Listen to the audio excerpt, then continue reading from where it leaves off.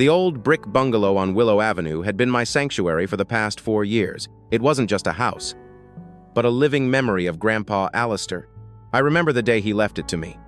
Not in some cold, formal will reading, but in a whispered promise as he lay in his bed. For you, my boy, because you stayed. My younger sister, Caroline, the family's resident golden child, had moved to the city years ago, pursuing a life of silk blouses, trendy restaurant, and a career in interior design. To her, the house was just an old building. To me, it was a legacy. I'd always been the one to answer the call, the one who showed up when no one else would. When Dad lost his job at the factory, I was 19, working double shifts at a gas station to help with the mortgage. When Caroline's tuition was due, I paid the first semester without a second thought. I covered her rent when she took an unpaid internship to find herself. My parents, Arthur and Eleanor, always viewed me as the dependable one, the family's invisible safety net. They took my support for granted. My efforts were not acts of love, but expected duties. The tension started to build last fall. During a seemingly innocuous Sunday dinner, the roast beef was dry, the green beans were overcooked, and Caroline, as usual, arrived late, her voice a whirlwind of excitement about a new property she was hoping to buy. "It's the one, you guys," she gushed, showing them a digital rendering on her phone. Arched doorways, a chef's kitchen, and a walk-in pantry bigger than my current apartment. Mom's eyes lit up, and Dad nodded along, as if they were already part of the deal. That's when the family discussion began. Mom cleared her throat, a familiar signal that a sacrifice was about to be requested. "Darling," she began, her tone soft but firm. "We've been talking about Willow Avenue. Miss Tomak sank. It's a lot for one person to handle. Don't you think the upkeep? The property taxes? It's a burden," she said. Caroline chimed in. "It's basically a free house. Owen, you could do something generous with it." Dad leaned forward, his voice a low, reasonable hum. "The smart move is to sell it and put the equity toward Caroline's down payment. Interest rates are high. Timing is everything."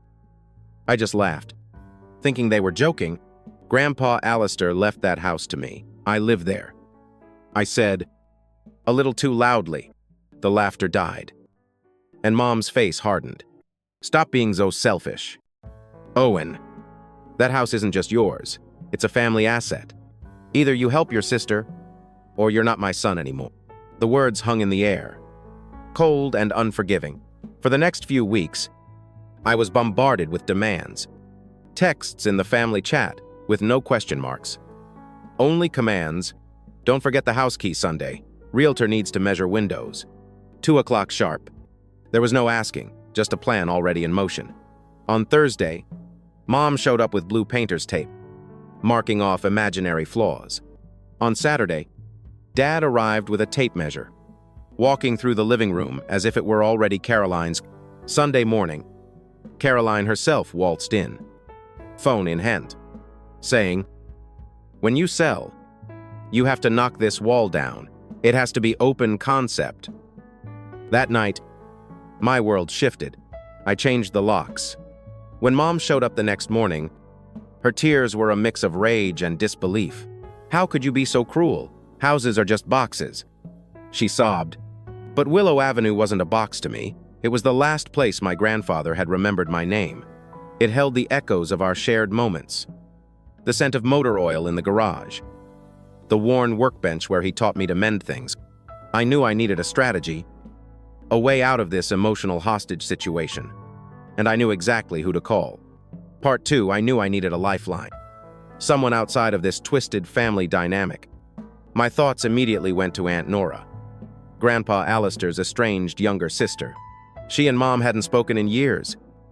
Ever since a massive argument over my grandparents' inheritance, Mom had accused Nora of trying to manipulate Grandpa, while Nora had simply said, "Elaine, you just hate the word no."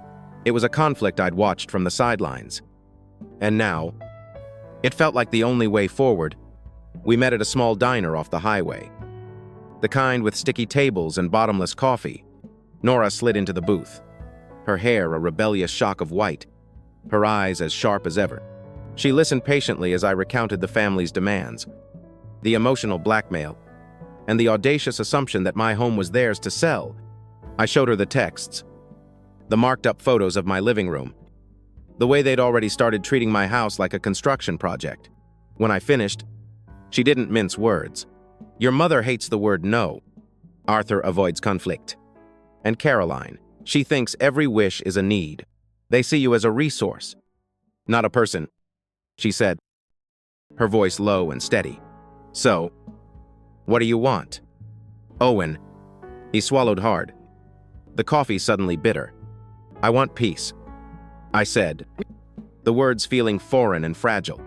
I want to keep the house, but I don't want to fight with my family for the rest of my life. I don't want Willow Avenue to become a trophy for Caroline's Instagram feed. Nora's gaze was intense, and then a slow smile spread across her face. Then sell it to me, she said, her words dropping like a perfectly placed puzzle piece. I've been saving for years. I've always wanted a place with a yard and a garage. I'll pay cash, no strings. No drama. My hands started to shake. If I sell it to you, Mom will explode. She'll never speak to me again. Nora simply shrugged. She already doesn't speak to me. Let her keep not speaking. But from farther away, this is your chance to get out of this ridiculous game they've been playing with you. It's a clean break. A fresh start. You get the money. I get a home. And they get a lesson in boundaries. The idea was a revelation. It was a bold move. A final act of rebellion against the family who had always taken from me. We closed on the sale just 2 days later. The paperwork was simple and the price was fair. Nora was a woman of her word. I packed up only what mattered to me: Grandpa's worn-out pocket knife, his old coffee percolator, and a faded Polaroid of my mom from when she was 22, laughing on the Willow Avenue porch. By Sunday, a quiet sense of finality settled over me. I drove over and parked a block away. Watching the scene unfold, Mom's new SUV pulled up, followed by a sleek Lexus with a top 1% realtor sticker on the back. Caroline hopped out in a sundress, her phone already out for a potential story post. Dad carried a folder of documents, his face a mask of false importance. They marched up to the front door, a confident procession ready to claim what they believed was theirs. The realtor rang the bell. The door opened, and there stood Aunt Nora, wearing one of Grandpa Alistair's old flannel shirts, paint on her hands. Behind her, a potted plant sat on the hall table. A rug unrolled on the floor. The house, which had felt so empty for so long, suddenly looked alive again. Mom's jaw dropped. "What is this?" she stammered, her face turning a furious shade of red. "Hello?" "Elaine," Nora said, her voice as polite as a formal invitation. She held up the deed, the paper crisp and new. "This is my house now." Part 3. The silence was a physical thing, thick and suffocating.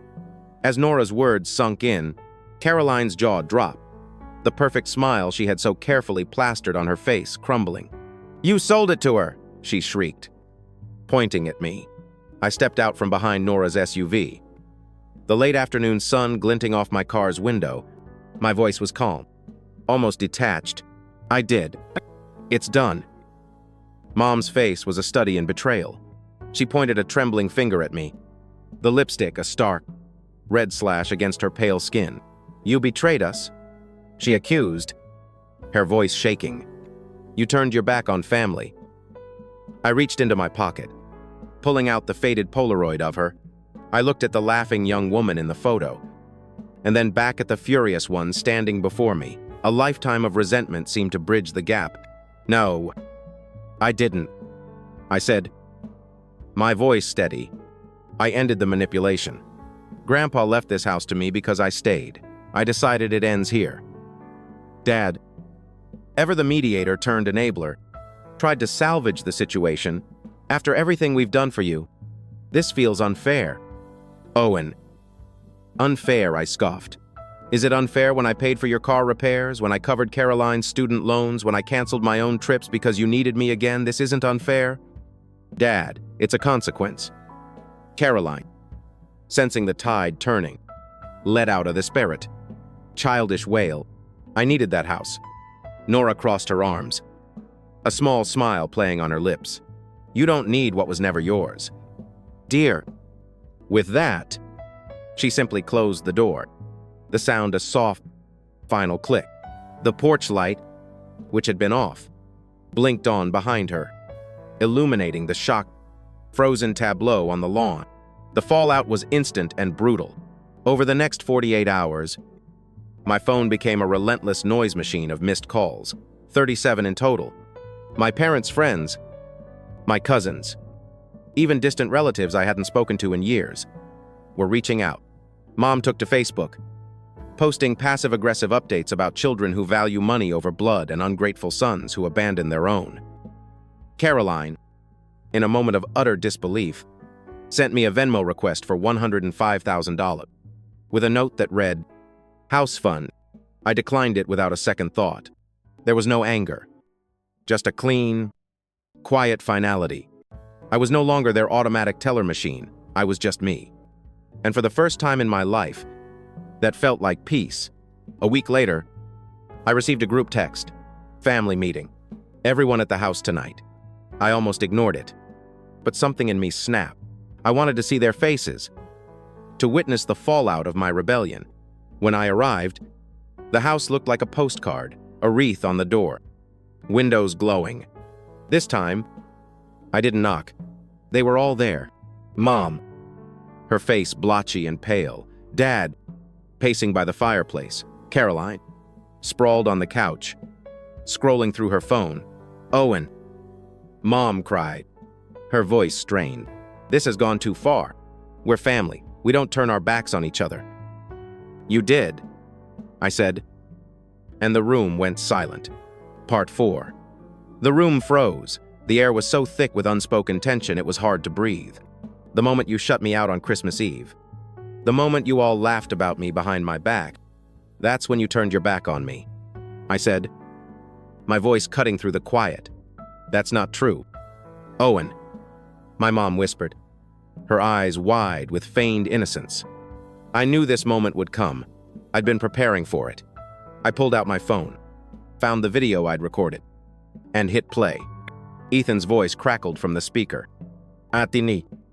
Muffled sound that filled the silent room. He still thinks paying rent means he automatically gets included. It's ridiculous. I had recorded the call with my brother, knowing something wasn't right.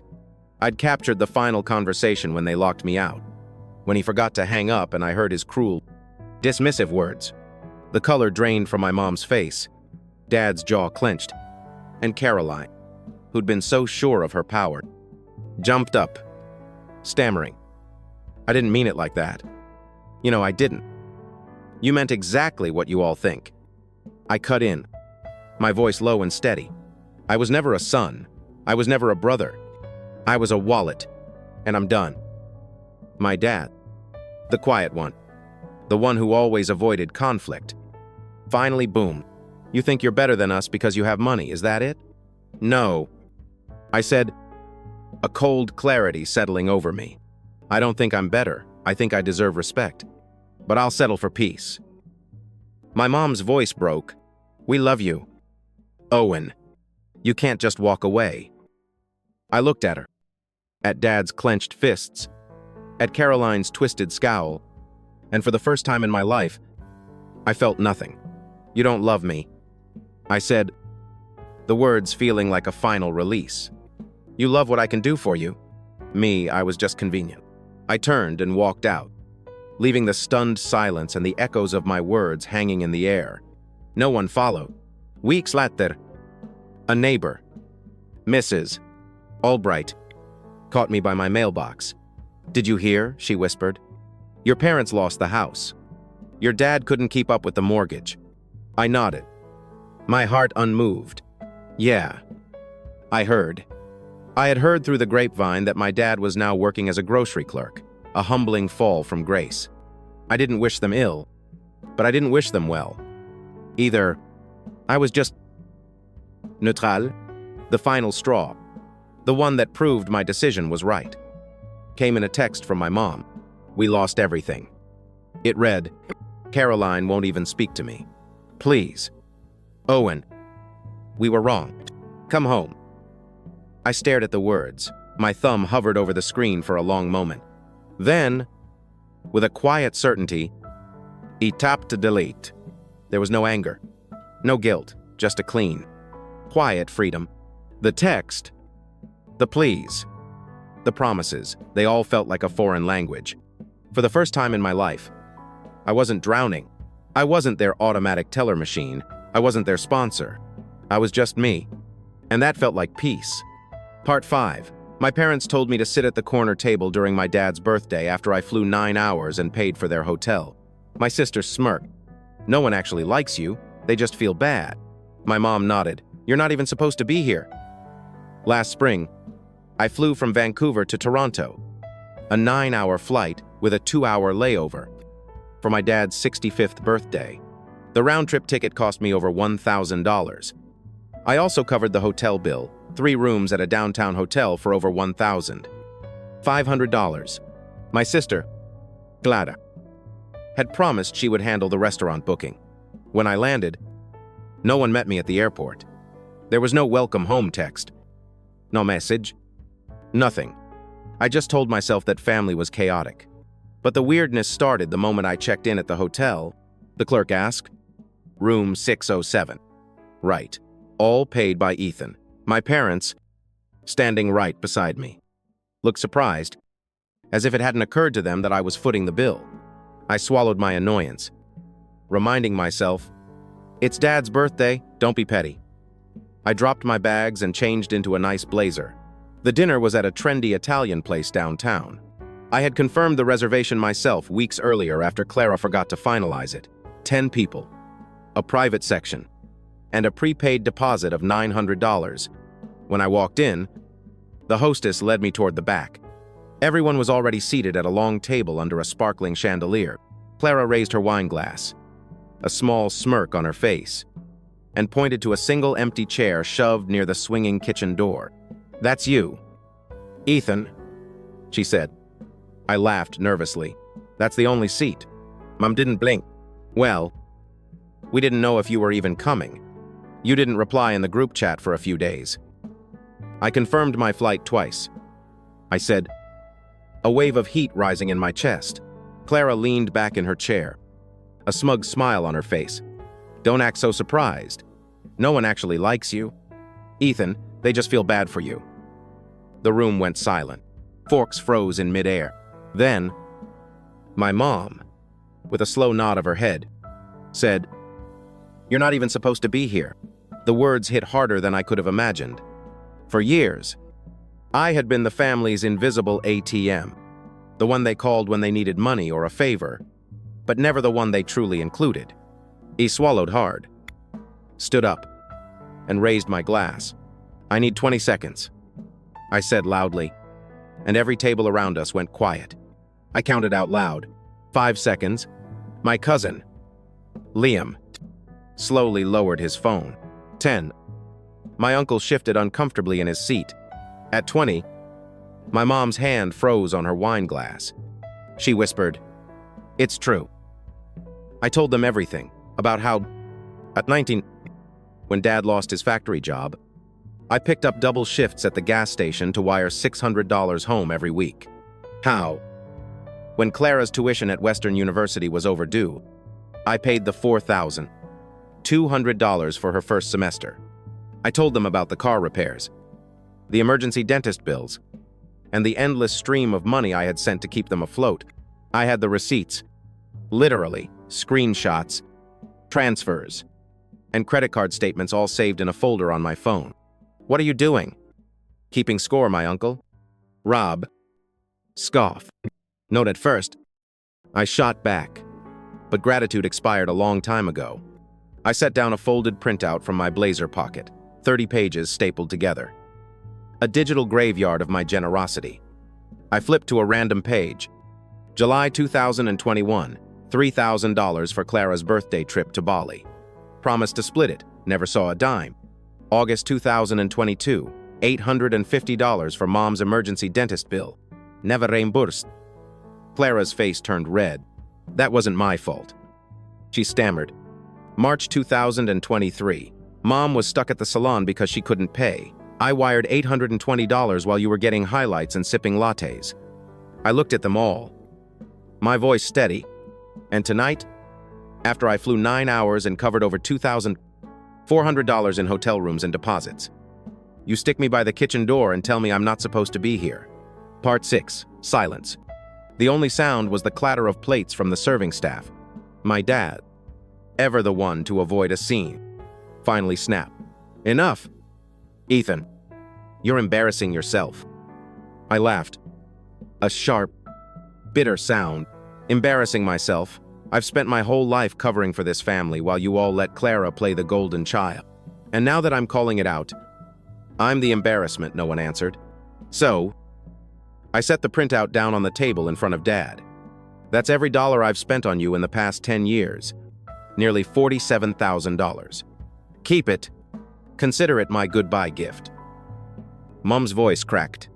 Ethan, you're twisting everything. Am I? I pulled out my phone again. Here's the group chat from last week. I scrolled to a message Clara had sent. He'll show up anyway. He always does. Guilt is powerful. Gasps rippled around the table. Clara lunged for her phone. But it was too late. My cousin, Liam, whispered. She posted it to her story by mistake. I saw it before she deleted it.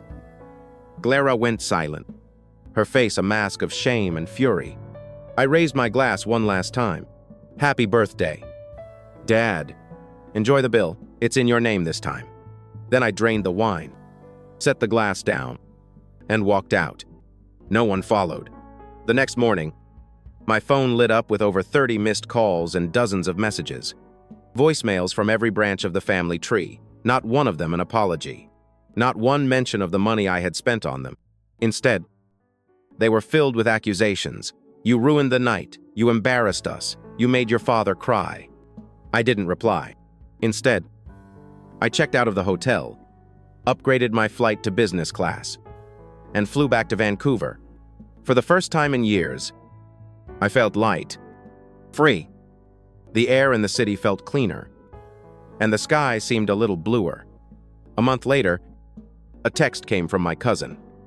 Liam, you were right. It read, Clara tried to throw a housewarming party, and her card got declined. Half the guests left when the catering bailed. Dad didn't even show up.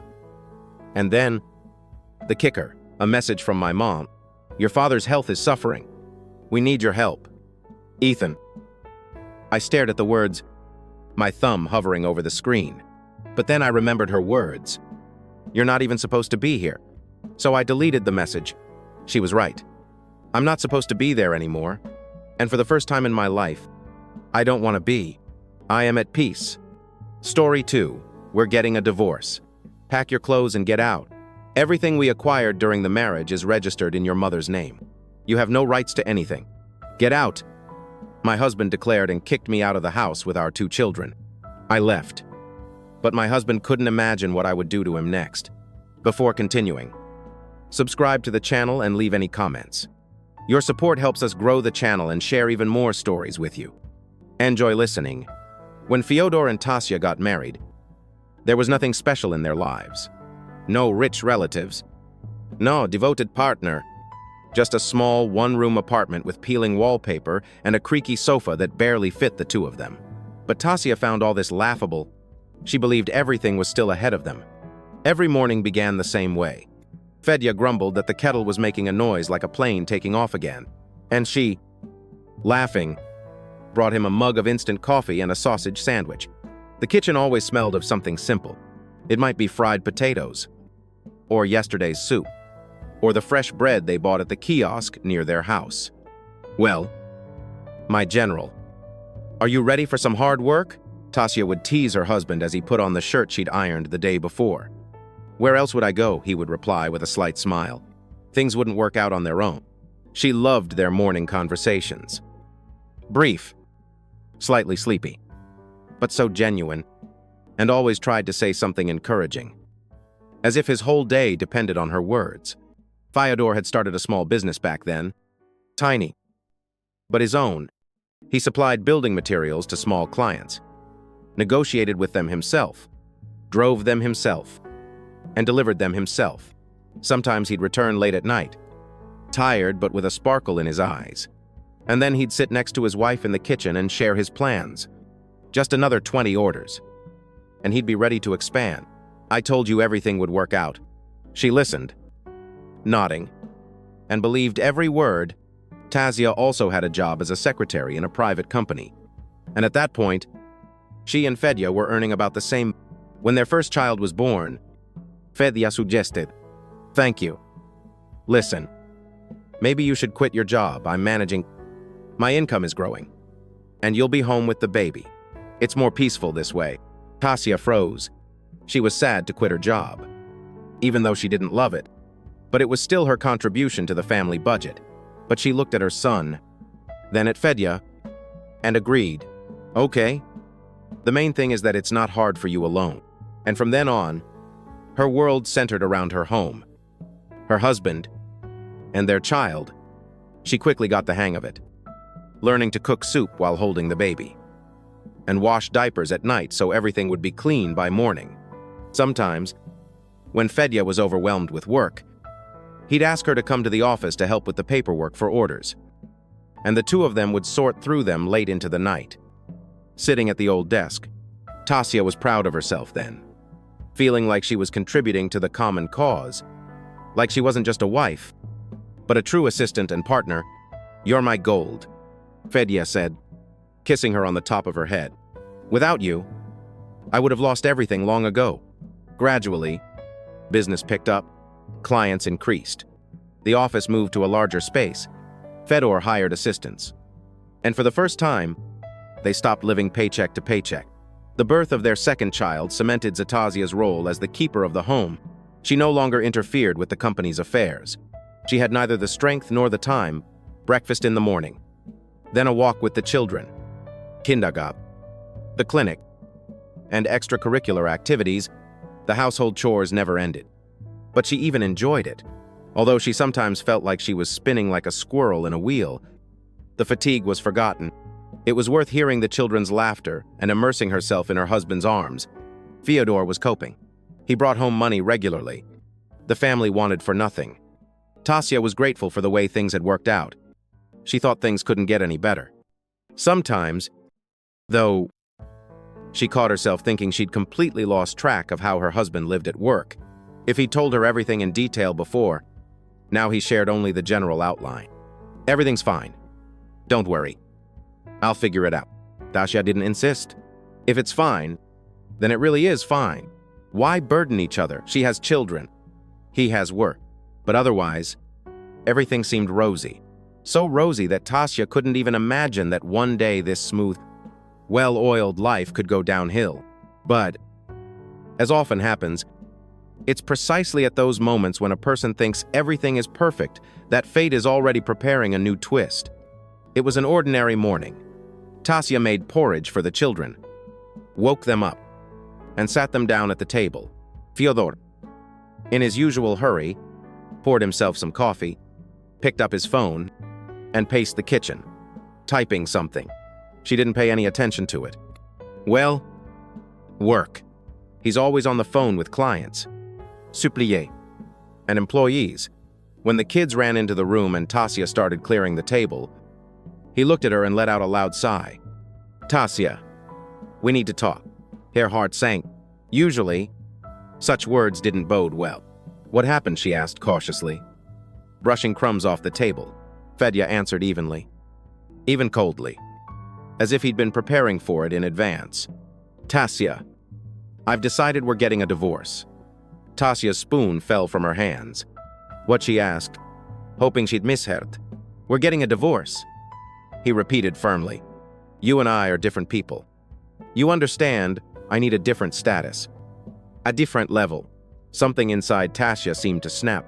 She sat down on the chair because her legs wouldn't support her. "Fedya, are you crazy? What's your status? We have a family. 2 kids. But he just shrugged. "I'm a different person now." "Tasia, you're, well, you know, simple, without ambitions. And I have a business. Connections. and I fell in love with another woman. She's younger, more beautiful, more promising. We'll look good together." Tasia clutched the edge of the table with her hands to keep from crying. "And what do you want now?" she asked hoarsely. "I want you to pack your things and leave. You can take the children, but this house will stay with me." Then she seemed to come to her senses. The blood rushed to her cheeks, and her voice became firmer. "No, Fedya, this won't happen. I'm not going anywhere. Everything we have was acquired during our marriage, so we'll split it equally." He laughed loudly. It was an unpleasant, almost mocking laugh. "Tasia, you're so naive." She remained silent, not understanding. "All the property," he continued calmly, "even proudly, it's registered to my mother. The business, too. The only one registered to me is that one-room apartment on the outskirts where we used to live. I can give it to you. I won't be sorry, but you have no rights to this house. So pack your things and leave on good terms." Tasia felt the ground fall from under her feet. All this time, all these years, she believed they were building a future together. She poured her heart, her energy, her time, and now it turns out she has nothing. Everything she worked so hard for belongs to her mother-in-law. "So you planned it all in advance," she whispered. "Of course," he replied calmly. "That's how it's done in business. You have to be on the safe side." At that moment, Tasia realized the man she loved and trusted was no longer her husband. A stranger, a calculating man, sat before her. "How can this be?" she thought. "I trusted him completely. I gave myself entirely to my family." And that's what she got. That same day, having packed a minimum of things and taking the children, she went to the place she least wanted to go, to her mother-in-law's. She and Kira Ivanovna had never had much warmth, always stern, always dissatisfied. She never considered Tasia worthy of her son. And so this time, Kira Ivanovna greeted them with a cold shoulder. At the threshold, she didn't even move to help with the bags, merely stepping aside to let them pass. "Well, come in," she said, as if fulfilling an unpleasant duty. "What do you want?" Her gaze was icy. The children immediately darted into the room, and Tasia remained in the hallway, holding the bag. "We have nowhere to go," she said quietly. "Fyodor kicked us out and said everything was registered in your name." His mother-in-law narrowed her eyes, her lips pressed into a thin line. "What did you expect?" she muttered through clenched teeth. "You cheated on your husband, had children, and that's how you protected yourself." What Tasia was taken aback. "What cheating? How could you even say that?" His mother-in-law snorted and lifted her chin. "My son told me everything. I believe him, but not you." Tasia turned pale. "So that's it. So all this time her mother-in-law had been treating her like a liar. Do you want proof?" Her voice rang with resentment. "Let's do a DNA test so you can be sure." "We'll do it." Kira Ivanovna nodded coldly. "And then you won't even get child support." The tests were done quickly, and when the results came back, there was no doubt.